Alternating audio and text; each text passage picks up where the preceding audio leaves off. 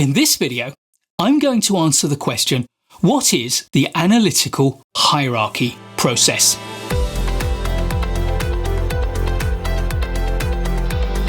The analytical hierarchy process is a structured decision-making framework that helps individuals and organizations make complex choices. A common use case in the project world is determining which projects, programs, and initiatives to include in a wider portfolio. The analytical hierarchy process, or AHP, was developed by Thomas Saaty. It breaks a problem down into a hierarchy of goals, evaluation criteria, and options, or alternatives. It then uses pairwise comparisons and mathematical calculations to both weight the criteria and to evaluate the different options against each criterion. With the infrastructure in place, AHP allows its users to prioritize options based on their relative scores against each criterion, weighted by individual weights applied to each criterion. This ranks each of the options against the others to allow for consistent decision-making. Let's look at the basic AHP process, but I am going to simplify it and not include some of the more sophisticated mathematics. You may need to understand what the AHP is, but if you need to carry it out, you'll need to look more deeply. Step 1 is to define the problem and the goal. Clearly state the decision that you need to make and the overall goal for the decision-making process. Step 2. Structure the hierarchy. Break the decision down into a hierarchy with 3 levels. Level 1 is the goal, the overall objective of the decision-making process. Level 2 is the criteria, the factors that will determine which options are strongest. And level 3 is the alternatives, the options that you have to choose among. Step 3. Determine the criteria for your evaluation. What matters most in making your prioritization amongst the available options? These things give you your evaluation criteria, and once you have your evaluation criteria, you need to determine which are more or less important by allocating weights to each criterion. Step 4. Conduct a pairwise comparison between each of your criteria. What distinguishes the analytical hierarchy process from other simpler decision-making tools is the way that we calculate the weights for our evaluation criteria. Rather than just allocating a subjective weight to each criterion, we carry out a pairwise comparison between each pair of criteria, and we allocate a weight to the distinction between each member of the pair. This gives us a pairwise comparison matrix, and Saaty gave us a scale from 1 to 9 to evaluate our preference for one criterion over another to put into each cell of the matrix. No, not that kind of matrix. Step 5. Calculate the priority weights. The mathematical methods for calculating the weights for each evaluation criterion and for testing them to make sure that they are sensible are beyond the scope of this video. In summary, we give each comparison value a numerical score and then normalize the matrix to calculate priority weights for each criterion. This determines the relative importance of each factor. Step 6. Check for consistency. Another sophisticated element of the analytical hierarchy process is that we have a mathematical way to check for consistency of the way that we allocate weights to each criterion. A CR of less than or equal to 0.1 suggests we have been consistent and can proceed. If it's higher, we need to review our comparisons. Once again, how we calculate this consistency ratio is beyond the scope of this video. Step 7. Evaluate the alternatives. Once again, a simpler approach to a decision matrix would be to evaluate each option against each criterion independently. However, in the analytical hierarchy process, we again conduct pairwise comparisons between each pair of alternatives against each criterion.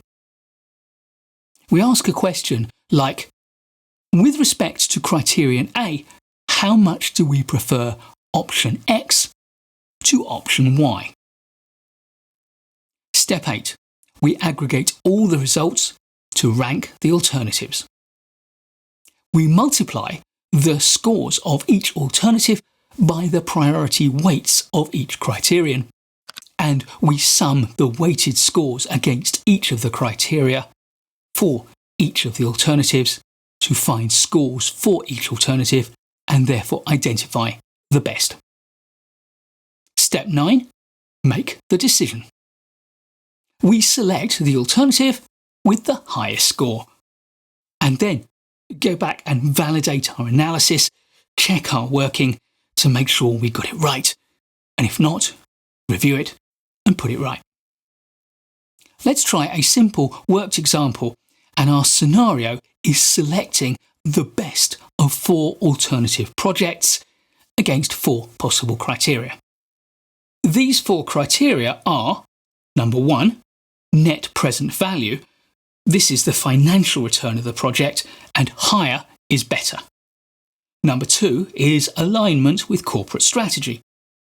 This is about how well your project supports the company's long-term goals. Number 3 is implementation risk, the likelihood of encountering significant challenges, and of course, lower is better. And number 4 is integration complexity. This is the difficulty of integrating the project into existing systems, and once again, lower is better. So, our decision hierarchy looks like this. Our goal is to select the best project. Our criteria are net present value, alignment with corporate strategy, implementation risk, and integration complexity. And our alternatives are Project A, Project B, Project C, and Project D. So, next, we conduct pairwise comparisons. The decision makers compare each criterion against each of the others. To do it properly, we would use Sarti's 1 to 9 scale, but here we'll simplify, and we'll use a scale of 1 to 4. Let's assume that they prioritise NPV as the most important factor, followed by alignment with strategy, while implementation risk and integration complexity are somewhat less important. After normalising this matrix and calculating priority weights, we get approximately NPV 47%, strategy alignment 28%, implementation risk 16%, integration complexity 10%. How I calculated these is beyond the scope of this video. Now it's time to compare the 4 projects under each of the criteria. We compare project A, B, C, and D to give an assumed pairwise comparison for each of them and final weights for each alternative. This allows us to compute the final scores. We do this by multiplying the criteria weights by their respective project scores. The project with the highest score wins. So our final ranking puts Project A as the best choice, followed in sequence by Project B, Project C, and Project D. In our example, using the analytical hierarchy process, Project A is the strongest competitor. it has the highest weighted score based on the 4 criteria that we chose and the relative importance of each. The analytical hierarchy process does have some relatively complicated maths, and you will need to study further to learn and understand how to carry out the calculations. But this level of work is justified and valuable when, firstly, the consequences of the decision that we need to make are significant, and secondly, when you need to take account of more than one factor, which is often the financial consequences of the choice. Where financial consequences are the only thing that matters to you, then the tool of choice is likely to be a discounted cash flow. And we have a video on what that is and another on how to carry out discounted cash flow methods for you to view. But where the results are important and consequential, and where you need to consider more than one factor, the analytical hierarchy process is perhaps the most robust decision-making process available to us. Please do give this video a like if you've enjoyed it or learned from it. I'll be making loads more great project management videos for you, so please do subscribe to the channel and hit the notification bell so you don't miss any of them. And I'll look forward to seeing you in the next one.